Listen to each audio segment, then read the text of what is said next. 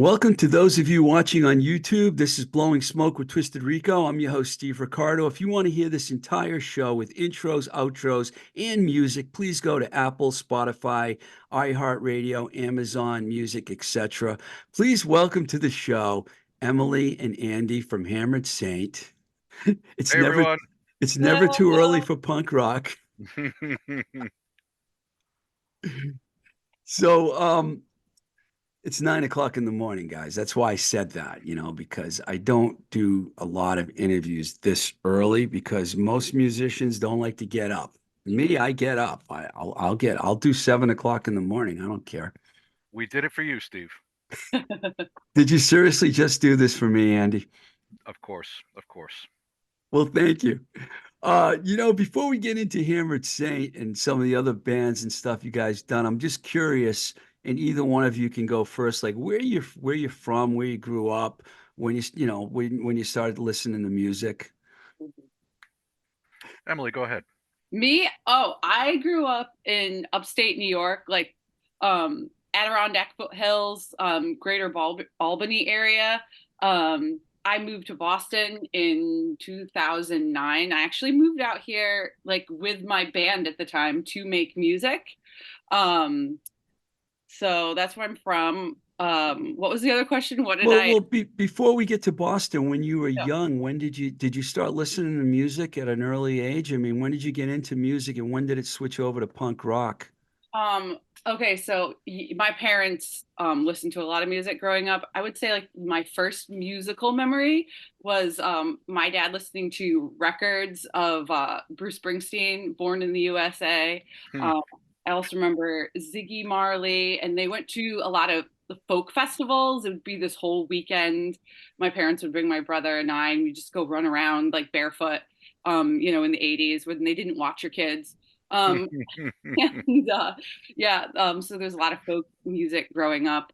Um, and then started listening to like rock and roll in my teens, and then I made a very clear switch to punk in not until my 20s, and or in my college I was like super into goth, and then which was kind of an offshoot of punk, so I almost kind of went backwards. And Yeah. then my friends, and then what turned into my boyfriend in like mid 2000s were in this punk band. They were like punk rockabilly glam band, and I started singing for them. And then we did a cross country tour, and just being in the car with these. I was the oldest person. Like our youngest were 18, and they turned 18, and as soon as they turned 18, we left to go tour the country, and listening to all like you know everything from the Clash to like the Briefs, who were in Seattle at the Oh time. yeah.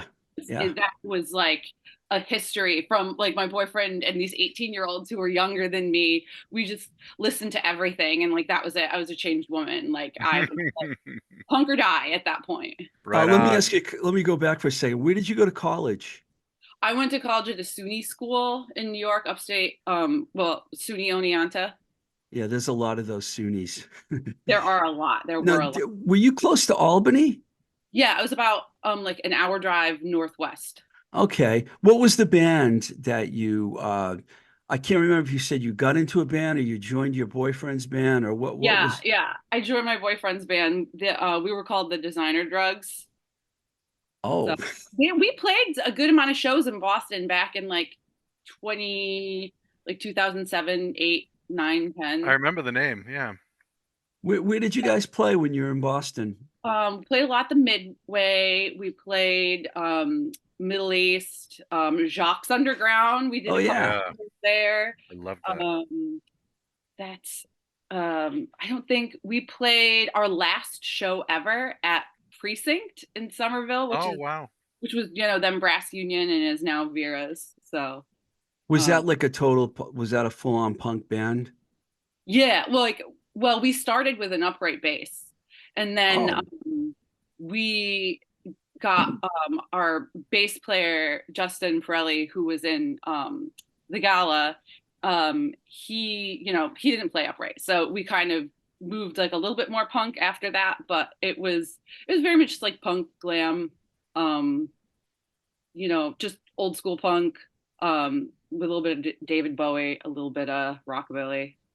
Cool.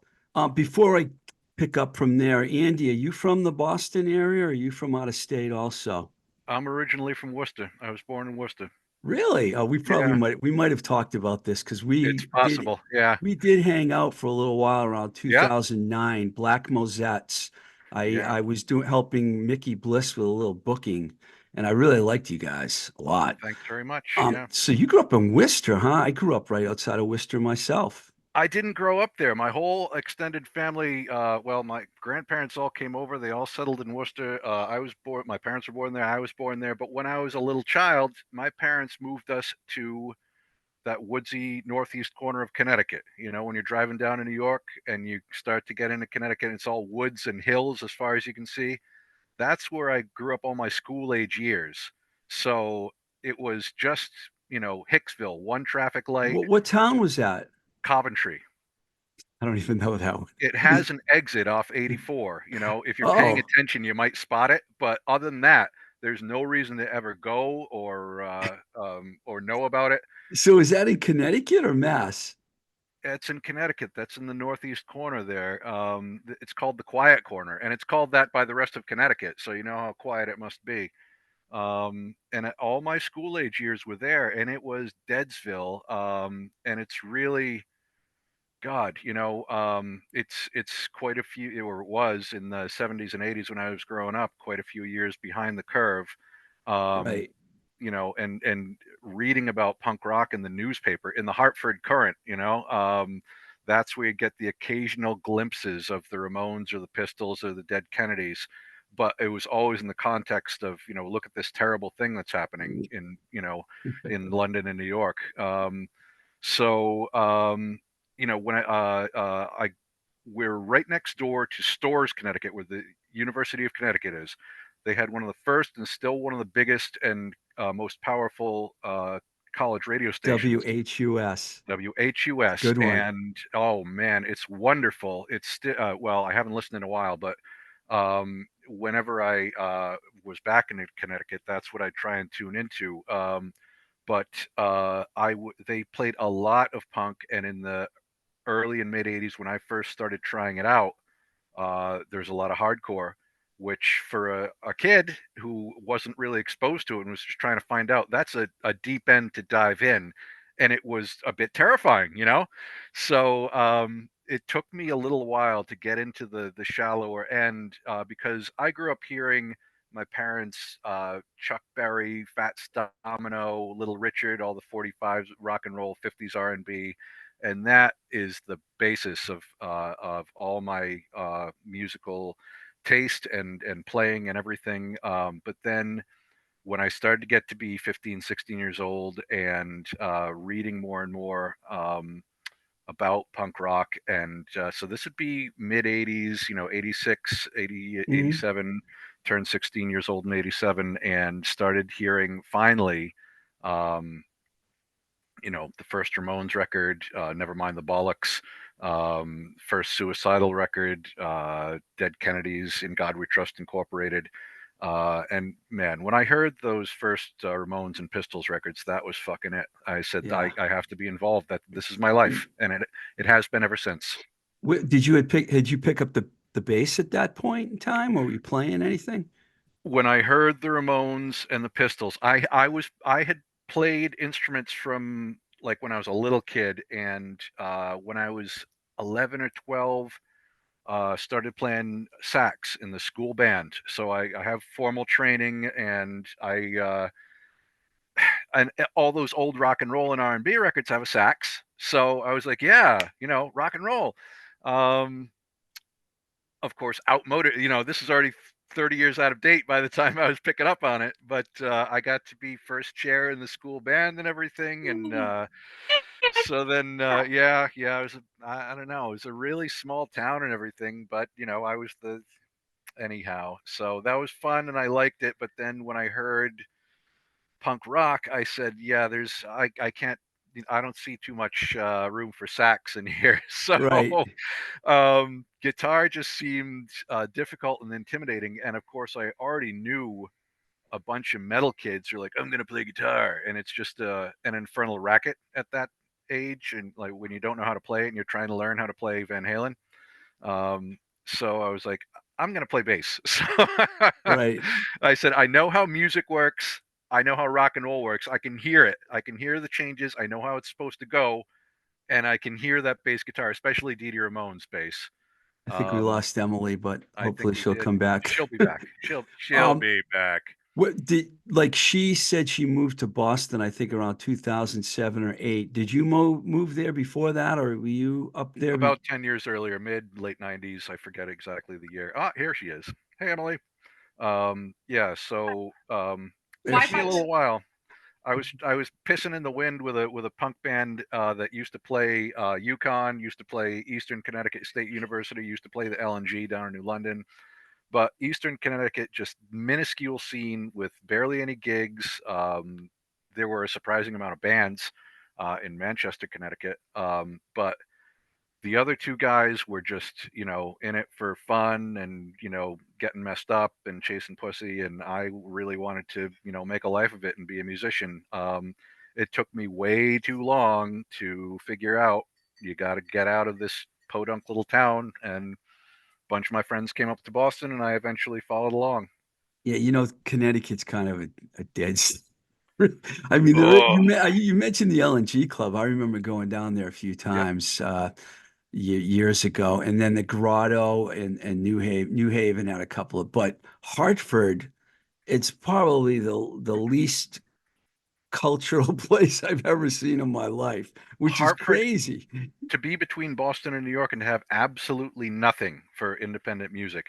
You'd hear rumors of clubs that had existed previously for brief amounts of time, but never was any existing scene in all the time I was in Connecticut, The in Hartford. Webster Hall, I think, was in Hartford. I remember going there to see some bands, but other than that, there was really nothing. So you were there like 10 years before Emily got there. Did you play in a lot of bands in Boston? I know the Black Mosettes, which I saw many times. Great band. They were Thank more you. like a soul R&B kind of Yes, punk leaning. There was yes. a little maybe punkiness, but it was very R&B-ish, but really good. Rona was a good singer. It was a good band. Thank you so much. That was a special thing. It was definitely R&B soul, and it was the punk influence of me and Steven, the guitar player, who also just was a big pop music fan. So it was disparate influences, and I think we did a good job. A lot of those people have never been in bands, and it was a challenge. Plus, it expanded to a sextet when we added Bob Gamp on lead guitar. So it was tough. We never found an audience, but yeah, it was a good band. We came out with one good recording that You we found broke me. up I as was it in the was. There we audience. go. I liked you. Appreciate that. Appreciate I that. know Oh, I and saw I know I saw you guys on many shows down there and at the. and you got us the opener for Detroit Cobras at TT's. Oh yeah, yeah, that's right. Yeah. Wow, I forgot about that. That was a But good one. when I first got to town, I was in a bunch of different bands. One that kind of went somewhere without me. We started a band. We called it the Elgins. Just Oh either yeah. kind of a combination of willful ignorance. Let's call it willful ignorance of the existing Detroit '60s band, the Elgins, and that was pretty good. We were starting to do real well at the Abbey, but I was not in good health at the time. And they decided they'd be better off without me, and they replaced me, and they changed to the Tampoffs, who did really well. Yeah, I remember So the Tampoffs. yeah, Definitely. Yeah, you and I mentioned was in other bands, but I had to take time mainly to get better. you mentioned Detroit, and I think you guys have a lot of Detroit influences. Wayne Kramer, man, passed away a couple Uh, days ago. what a shame. Yeah. Yeah, that was a sad one. Emily, when I was living in, I moved away. I lived in 7 states. I mostly was in California, but I moved back and forth, and I was in Boston for a couple of years when I met Andy. But I moved away after that, and Alvin Long, who runs Curve of the Earth Records, New Alliance Studios. he started sending me videos of this band, The Gala. And I'm like, what the? He sent me this one video, and you were crawling on a bar, and I don't know where it was. I'm like, what the fuck is this? And I'm like, this is like the female Iggy, Steve, Alvin says. And I'm like, wow. So I really got into you guys. And I remember I wanted to get you guys on my podcast when I started it, and then you split up. And that was the end of that.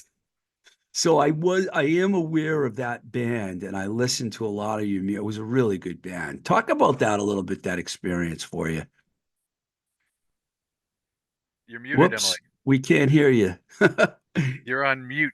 Oh, thank you. Thank you. I was saying thank you for If you want to talk about it. I don't know. Sometimes people don't want to talk about their No, own band. I'll talk about it. I love the story of how I got into that band. When like my previous band I mentioned, the Designer Drugs, broke up, like that was also relationship breakups. That was a real bad time. And I kind of fell out with some people because just, like Andy said, I was having a hard time. I need to take some time away.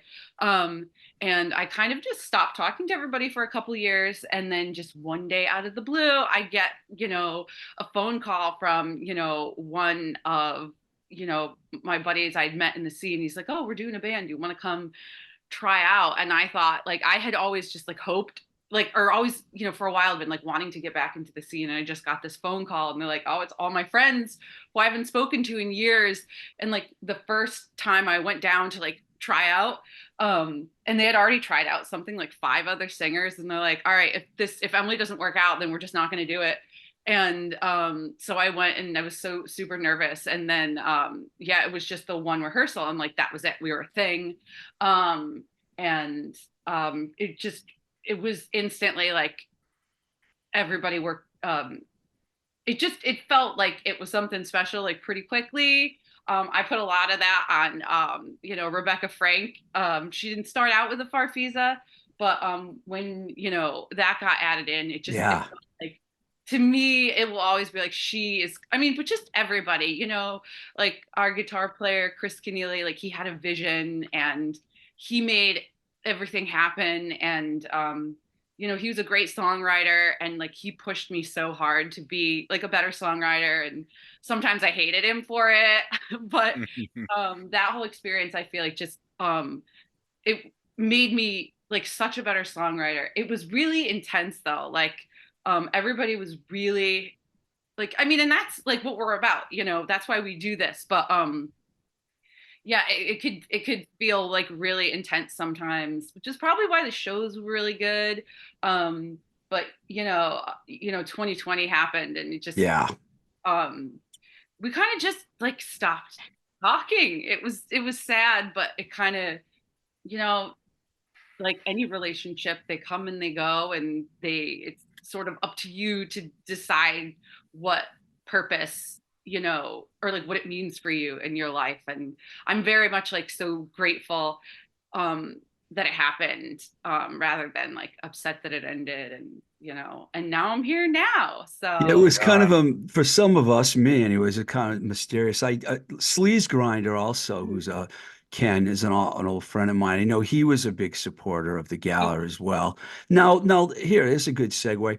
Did you guys live in the Boston area, and were you part of that mass exodus to Salem? Because I associate you guys are not Salem band. No, I mean, at the time, I lived in Dorchester, and then I relocated to Somerville, where I still am now. Jealous. Yeah. Oh, I love it here, but it's a struggle to be here. I could go on about that for hours. But our bass player Justin, who I mentioned, he was in Hyde Park, and and then Chris and Rebecca were in southern New Hampshire area, and then we went through a couple drummers, and they were from all like the area, like Melrose, Medford, Billerica. So I mean, I would say pretty close. We call ourselves a Boston band. I think we were a Boston band. I think Richard Marr is the one that thinks that all the punks moved to Salem. That makes sense. He's largely right. I mean, so many of them did. But then again, look who's talking about that. We're all well into our middle age at this point, so it's like, I think a lot of the middle-aged punks got priced out, got, fed up, moved to Salem. There's still a lot of kids. I used to live in Somerville. I can't afford Somerville anymore. It's Yeah. ridiculous, man. It is. It is. I'm involved in a couple, volunteer organizations here who are like really trying to push back on that and, try to keep music, not just, housing, but music rehearsal and art space affordable. And that's like that's a whole other podcast. That's like a whole Yeah. like part-time job, but, I'm trying to keep this here, like hold on to it as much as Yeah, I possible. know Amy Bennett and Nick Z and all Yep. of them. Is that Yeah. the organization you're talking about? That's one of them. Yeah, I That's know those guys are really working hard to try and keep the practice spaces and art spaces, and which I'm all in favor of. I was actually doing this podcast in the New Alliance building in Somerville, and then Mike Nash shut the studio down. So now I'm a remoter. But and I live close to Worcester actually, so I'm not even in Boston, but Mm. I love Somerville. So, but you guys still, even your previous band, Emily, you guys kind of played a lot in Salem. I always seem to associate the your even Hammered Saint. I don't know why I have an association with Salem. Is that because you guys We can play get there into a that. lot? We can get into that if you like. The band Hammered Saint formed as the house band for the Heavy Leather Horror Show, which when Ken Sleaze. Sleazegrinder and his wife Stacy, the producer and host of the Heavy Leather universe, they got priced out of Somerville. They moved to Salem. During the last, Emily was involved considerably earlier than I was in the Heavy Leather Topless Dance Party, which used to shoot right out of Somerville Community Access Television. But I was aboard that show for its last 8 months. At that point, Sleazegrinder, Ken, and Stacy were already commuting there from Salem to do the show on Wednesday nights. It had gotten too much for them. They said, okay, we're starting Heavy Leather Horror Show out of Salem Access Television. We're going to end Topless Dance Party. Fortunately, pandemic shut it down before so they let the pandemic be the bad guy. And they were like, all right, oh, too bad, before they had to tell everyone, hey, tell you what, we're not doing this anymore. Was Because a that lot in of people, Union Square they used to record? Is that where Salem? absolutely, Yep. yeah, Yeah, New Alliance is right up the street from there. That or neighborhood is, was, my God, you go there now if you haven't been there in years, it's unrecognizable, that yeah. neighborhood. All the new buildings, it's crazy. Now, let's talk about how Hammered Saint formed. When it's only been a few years, right? It's only been 22? 2 years. Yeah, We and I'll just go over this briefly because I managed to do a good job of alienating everyone who's been in the band for the past year, making it what it is now. But just as I mentioned, Heavy Leather moved to Salem. It was the Heavy Leather Horror Show. They wanted a house band, just like Black Leather Lagoon. Emily was involved with that house band on Topless Dance Party. I would fill in towards the end of that show. We had a ball with it, but when they're out in Salem, they needed a new house band after the pandemic. So I was aboard. I said, I'll form a band. I asked most of the old Gala people. I thought of asking Emily, and I was like, she'd never join. I'd never get Emily. I must be mad. I couldn't ask her. So I got Sam Emerald, who was the singer of Black Leather Lagoon. Johnny Barash, who was the drummer of Black Leather Lagoon. He's been in a Johnny ton of local bands. Strangeman? That's the man. That's the Johnny, man. I love Yeah. Johnny. Oh, he's like a brother. And Jake Treese, who lives downtown Salem. He's been in a ton of punk and hardcore bands out there. Great kid, terrific player. And that was the original lineup. Heavy Leather Horror Show only, unfortunately, shot 5 episodes. And it was just they were shooting that like once a month. That turned out to be harder than doing a shoot once a week, to get everything together, I everything watched a set up. few of those. I Yeah, watched some of those they're all on online. YouTube, Yeah, and good they're a stuff. blast. But it was a motherfucker to get together. So we we did a couple heavy leather events. We did a show for my birthday. All during this, the lineup was changing. People had health issues. People had life issues. Some people said, "Yeah, this is cool for heavy leather events and special occasions. We don't want this to be a full-time thing." Every time someone had to go, I was able to, through connections of connections, find someone to step in who improved the band. Not to denigrate my terrific friends and excellent musicians who were the original lineup, but by a year ago, by January of last year, Kurt joined. The first time Emily, when we used to see the gala, it was just a fucking tornado, and it was intimidating to see you. It was like seeing Iggy. And when Sam had to leave and Johnny was gone already, and he said, "You should ask Emily," I was like, "Oh, I couldn't do that." So we did, and we were lucky enough. It happened to be the right moment. Emily came aboard the first time she came to Charlestown rehearsal studio to rehearse with us. She's fucking killing it the first few takes, and then I'm like, man, this is going really well. She turns to me, she's like, "I'm gonna throw up." And I was like, "You're nervous, Jesus." So anyway, was it you, Kurt, and Mark at that point, or was this before Kurt Kurt? was the last to join. Yeah. I mentioned the original lineup.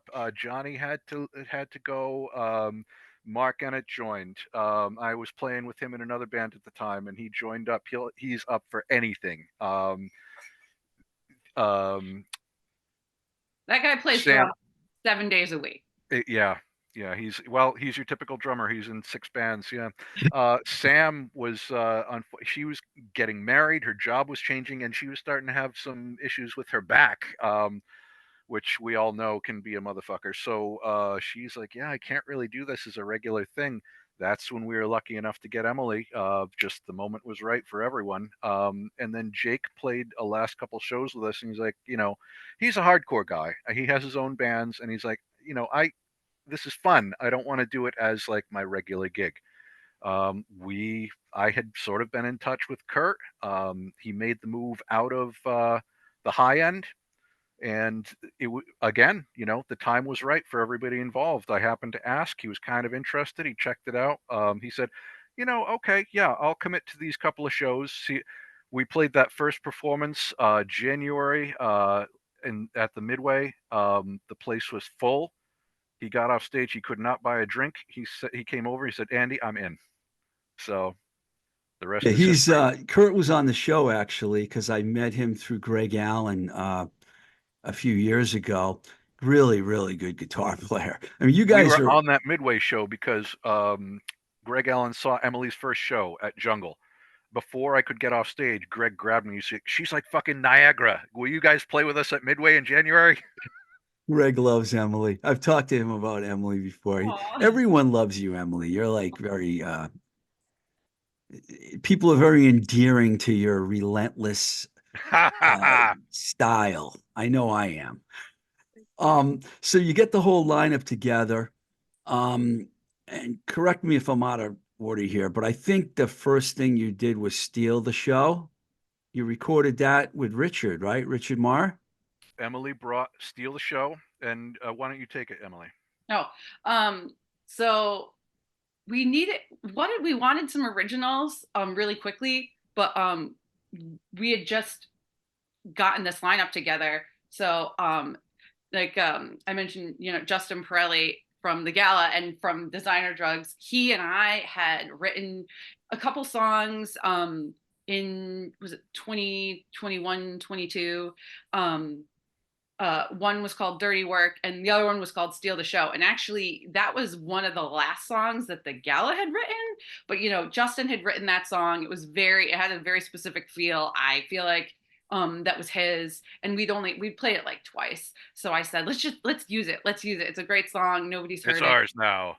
It's ours now. And it sounds different, but so we recorded, and then yeah, Dirty Work was something that the two of us wrote in, Ah, and nobody like no we'd never played it, we'd never recorded it, just in rehearsal. So I asked him, I'm like, hey, can we use these songs? And he said yeah, go take them. He very graciously um was happy. So, so Dirty Work and Steal the Show, he co-wrote both of those. Yeah, that was Justin and I. Yeah. Were they gala songs before they were Hammered Saint, One or was one was Steal the Show was and Dirty Work was brand new to us, but it was only like we played it twice. I think we played Steal the Show twice in 2020. So I said, let's use it. now, how did you decide to record with Richard Marr? First I have to tell you that Richard's a very good friend of mine. We've worked on a lot of records together over the years. It's been a few years since we did that, but he did some of the best. Like the Charms Pussycat record to me was Oh one my of the God, best records I great ever record. worked on, and he recorded it. We got, it was mixed by the bigger guys in New York and LA, but Richard recorded the basics. That was over at the Greenhouse in Alston. Yeah. I don't know if you guys are familiar with that place, but that was where the original Galaxy Park was. So how did you guys end up with Richard? Black Mosettes recorded our record at the Greenhouse. Um, then I was sort of out of it while he was in Watertown, but by the time Richard moved to Salem, um, I had my band The Fightin' Fish together. I spent a few years pissing in the wind with that band, which I couldn't get anywhere. But we recorded several records with Richard. They're out, you can get them. But why bother? Because once this lineup of the current lineup said, well, okay, this is our gig. This is our main thing. We're doing original songs. We had so much material. It was just flowing out every time. We'd have like existing songs, and every time we got together to play, more stuff would begin to develop. So I said, let's not waste any time. Let's go right away. I know this guy. He's great. I've been really pleased with all the records he's recorded for me. So yeah, 1 year ago, today, we were in Salem at Galaxy Park on that day when it was like -5 degrees, and Emily's wearing pants and a bra, and we're fucking recording the first Hammond Saint single, which Steev was kind enough to hold up. Yeah. Go to our Bandcamp. There we go. There's still a few copies left. I loved that place in Salem. I Me too. slept in that guest room up there a few times actually. And Richard Marr, I've known all the different fate. You know how I met Richard? In 2000, I managed his band Flexi. I don't know if you Okay. ever remember Flexi. It was LEV, who ended up in Yep. the Charms, Rosie Huntress, Chris Willett, who plays drums in LA for a bunch of people. He's done really well for himself. And Richard was the guitar player. And he had moved down he's also from upstate New York. I'm sure you probably talked to him He's about that, mentioned. Emily. Yeah. Yeah, he's from up, I don't know where, but he's from up there. He has these photos of him playing in these glam bands when he was young. It doesn't even look like the same guy. But he seems like a perfect guy for you guys at that time. I mean, he's a good starting point for sure for Absolutely. Made everyone really comfortable, and he really knows his stuff. So does Kurt. So when the two of them got together, they were able to create something very special, which you'll hear on that record when you go to our Bandcamp page and buy it. I've listened to it many times and I like it a lot. You have a cover on here Thank too. you. Yes. Uh, who, who's the cover? What's the cover? Nothing means nothing. I can't remember. Randy Stadola. What band was that? The Alley Cats. Alley Cats, LA band. Okay, Yeah. sorry. I knew that. Slipped my mind for a second. Yeah, this is a really good record.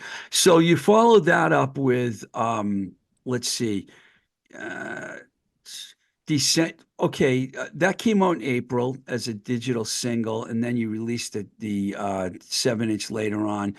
December 2023, you released the Shaggy Lounge Sessions Volume 1, which is 4 covers, some of my favorite songs. Thank you. I love that you covered the Gun Club. And there's a video, by the way, for you That's people Emily. listening.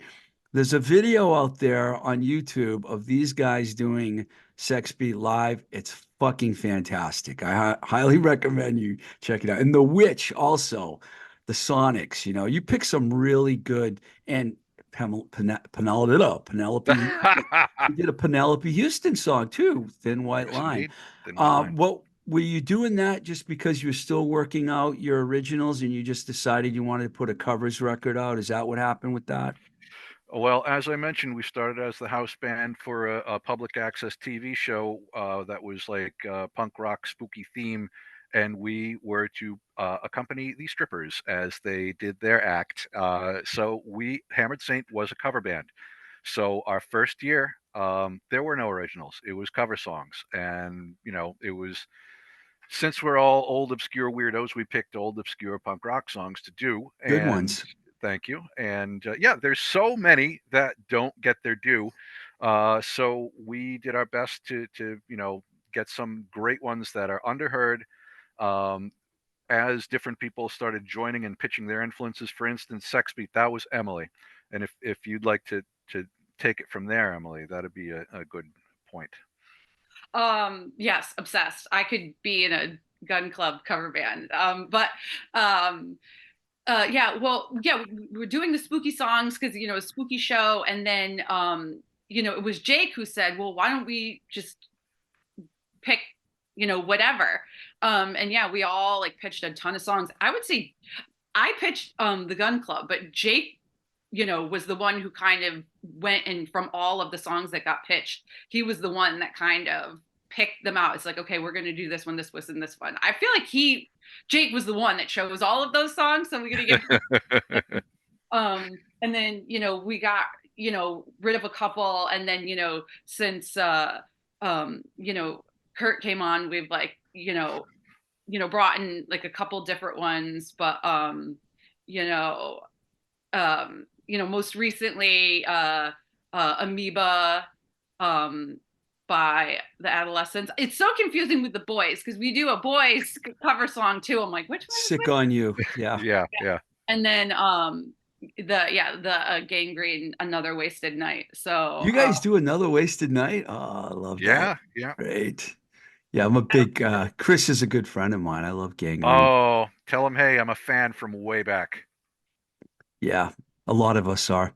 Yeah. It's funny, Emily, but I didn't think of this now, but when I worked at Enigma Records in the early 80s, we put out some Tex and the Horseheads records. Mm. And I don't know, do you know who Texacala Jones is?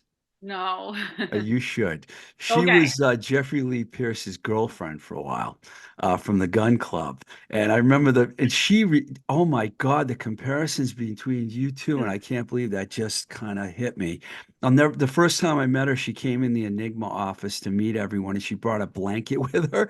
And imagine someone walking into an office and putting a blanket on the floor and just laying on the blanket. And it's like 23-year-old me was like, what? Love it. But yeah, I never got this. I didn't get to see the Gun Club, but they're a great band. They were a great band. So let's see. So you put that out, and then the single came out, and now you've got a new song, "You're Killing Me," which I heard digitally. It's fantastic. What was the recording process for that? Because you did it differently this time. Man, Mark Ennett, our drummer, he being a drummer, he's in 17 bands. So one of He was them in was, 9 when the interview started. Now he's in 17. That pretty much see, sums up drummers, they keep drummers. joining. Yeah, exactly. So he may be in 20 by now. So in fact, probably is. But one of the bands he plays in, a rockabilly trio. They were just recording in his basement.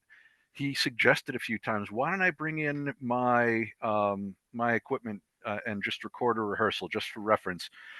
And we are like, yeah, okay, yeah, why not? We were astonished, and all we did was just say, oh, okay, this one, all right, that one, all right, these, and just rehearsed like we normally would. um, Once he went home and just did rough mixes, and I was saying, holy shit, you can hear everything for the first time. For one thing, you can't hear shit when you're rehearsing or on stage. The only time you can really hear everyone is a good recording, and we got that. We were just astonished at the quality of it. And then Kurt said, I work with a guy, Hans Molnar, out in Colorado. I'm just going to email him these tracks, and ask him to do a pro level mix. He's my friend. We got a friend price. Thank you so much, Kurt, and thank you so much, Hans Molnar, because they came back sounding just, I mean, no offense to Richard Marr and his wonderful Galaxy Park studio, can't quite compare to that, but it is these songs that you'll hear on, it's a free download available on our Bandcamp, Shaggy Lounge Volume 1. They sound better than just 90% of the punk records that I've paid decent money for and love. So I hope you will be as thrilled as we were, because we were just astonished at the quality. You're Killing Me was one of the originals that we happened to record during that rehearsal. That's a The Fightin' Fish song. That is actually on a 7-inch from The Fightin' Fish. But the Hammered Saint version blows it away. That's another song that in the early uh, phase of the real Hammered Saint, this Hammered Saint, the Hammered Saint that's making shit happen. Kurt, Emily, Mark, me, we, when we said, okay, originals, like, shit, we better have some originals. So I said, how about this one? So this was And recorded during the Shaggy Lounge Sessions Volume 1. exactly, Is there actually a exactly. Volume 2, or are we just talking about Volume 1 until the It's in the There, works. there will be.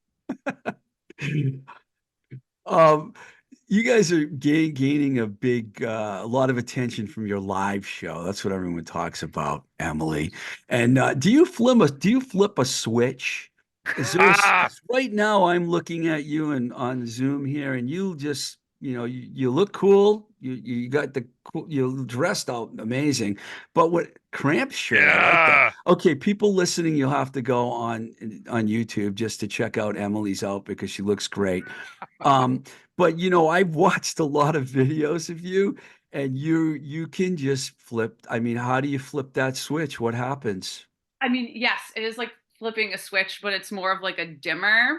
Yeah, yeah. Because, as Andy has now seen when I rode with him to New York City, and I like, kind of like got ready there at the show, and like see the whole process of like when I get up on a show day, it's just I'm in a different mental place just to begin with. And then yeah, just the whole, and I'm always late because I have to do like, it's not even like there is a like set ritual I have. It's just, well, I have to pick out an outfit, and I have to make sure that like every like single even jewelry accessory matches, and like the shoes and the socks, and like what am I going to wear? Like it has to be special. Like everything like has to be special for each show. It's not like I have It's a go-to awesome. thing. So, and I kind of have to like I think about the show and like what I want it to feel like. So I plan this whole like outfit and this like whole makeup thing, and then I'm late because I've been like obsessing over this. So by that time I have like this like I'm late energy, and then that's part of it. That's probably what it is. And then yeah, like usually like we get like I just get there and it's just like, okay, we're ready to go. And then yeah, and then so yeah, usually like by the time I walk in the door I'm like halfway there, and then just it's like, all right, we're up next, and it's just like hyper focused, like nothing else on the planet exists except that room at that time. And it's like, how do I like give this my absolute like 100% like um just everything, just put everything out there. You're And in a zone. You Right get on. into a zone. yeah, yeah. I've seen that in a lot of the videos. There's so It many of comes them. across. I mean, oh Jesus. Yeah. If your eyeballs are scorched seeing the videos, come to a show. She'll flatten your ass right out. Well, I was thinking I had this, I don't know, I won't say it was a nightmare, but it was more like a dream that I was at one of the shows, and then she came out in the audience and started fucking with me and took my hat away from me and like did all Yeah. this crazy shit. It's really weird. I did have that dream, and I was like, That I don't know, happens in real life. That would happen. because Yeah, because I've seen you, mess with people, which is cool. a little. So what's the plan now for the band? I mean, you said there's gonna be a Shaggy Lounge Sessions Volume 2. Are you guys looking at doing a full length at some point? Well, we have a man, a system that just got rolling. um, since we realized that we have an expedient and cost-effective way of recording and releasing superb sounding material, there is a backlog that we're frankly working through. We are now, one rehearsal a month gets recorded at Mark Annett's Shaggy Lounge, and the best results are getting professionally mixed, and the schedule is the plan is to release one original on the first of every month. And we have Good enough plan. material for a full length. We that will come out as single tracks every time. We are blasting through some of our favorite hoary old covers, and those will be on the Shaggy Lounge things. Those won't be the priority. We're not a cover band anymore. That's the part of the origins of Hammered Saint, but this is Hammered Saint now. This lineup, these songs and more are coming out every fucking day, and they just smoke. So that's the plan. Keep releasing material. We're on a break from performing for a few months. That's coming to an end, thank Christ. Next month, we're back on stage at Koto Lowell, their new location, and Oh, then is that just a open? slew of shows. We're booked out to the summer now. Koto Lowell, we were supposed to play there, what, today or last week? Both, in fact. Today. Yeah. Yeah.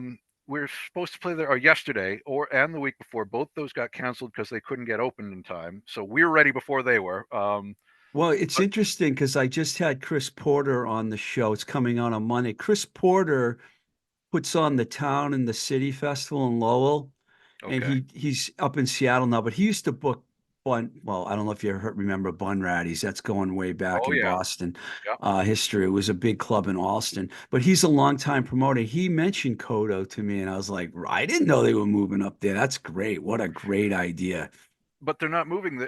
Just another location. Well, I mean, Yeah. opening a new location. Yeah. It's Yeah. great to have a second. Well, they can't. I love the one in Salem. Oh, I it's mean, that amazing. place is great. I've eaten there more than I've seen bands there, but it's definitely a cool location. So that's going to be, when is the show in Lowell?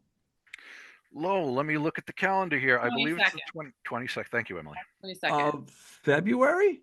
March 22nd. March 22nd. Do you know the lineup for that yet?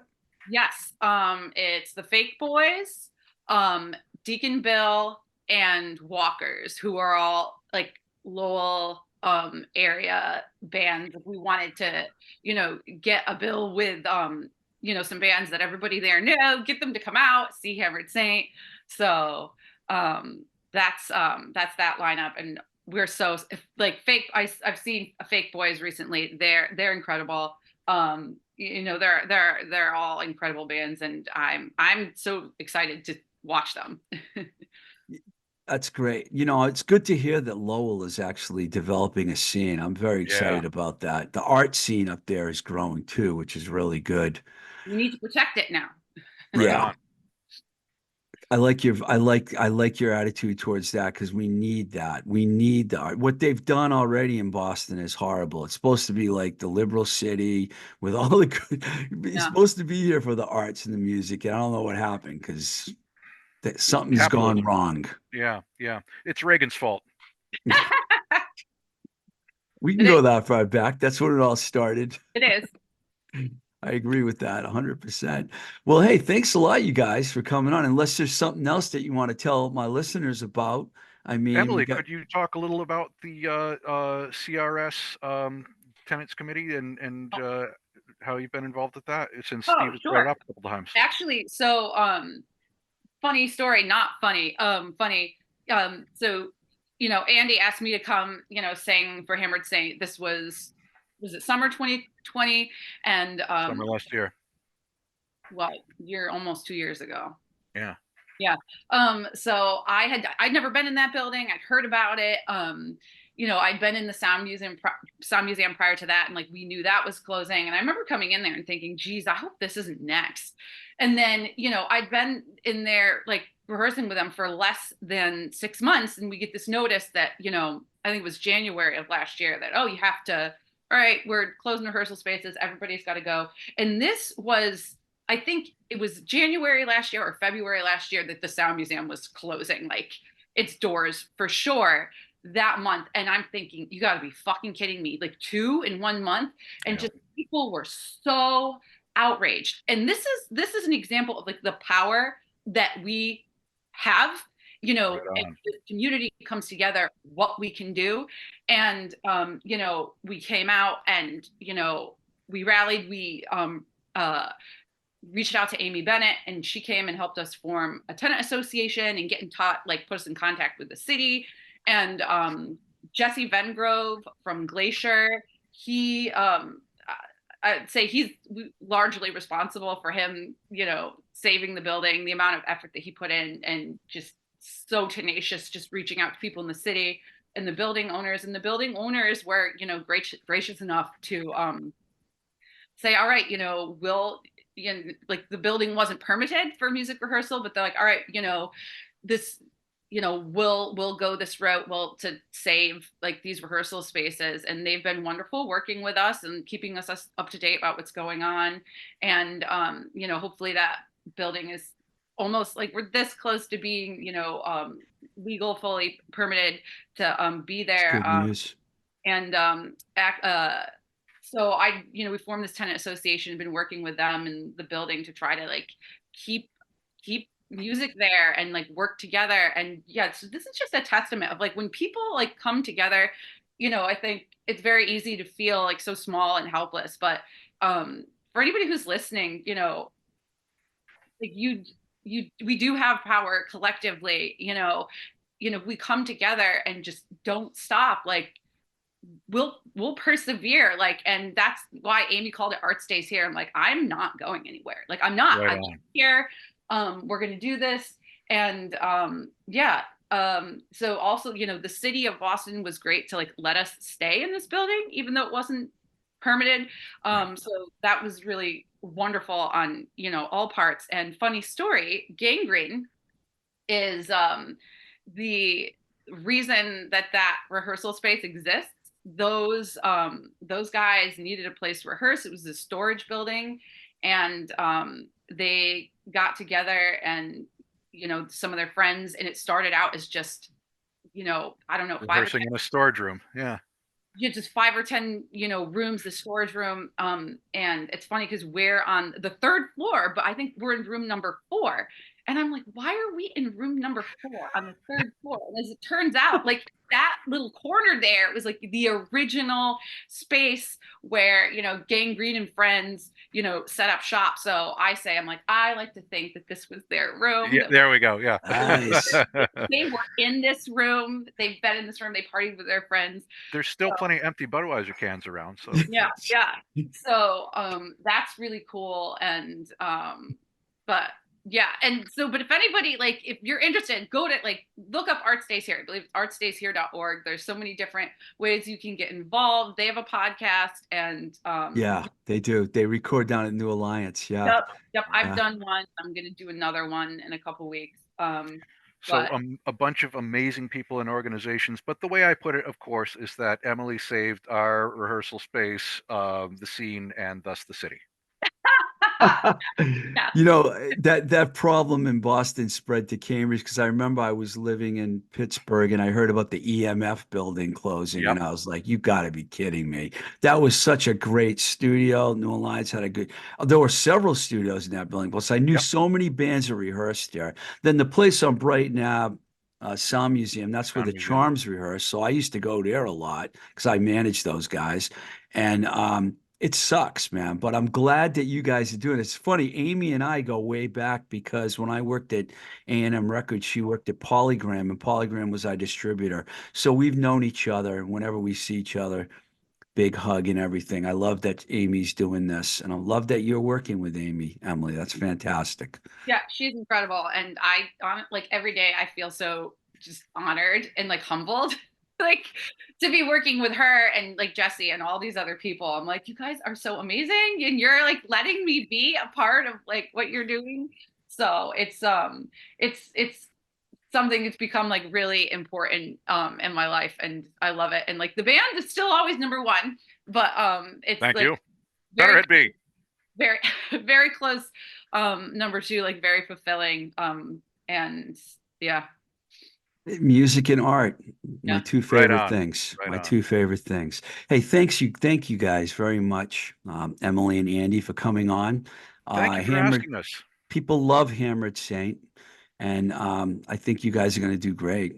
I have, you know, I can't wait to come and see you. I told Andy That's before you great. came on, Emily, that I went to a Hammered Saint show, and you guys had to cancel.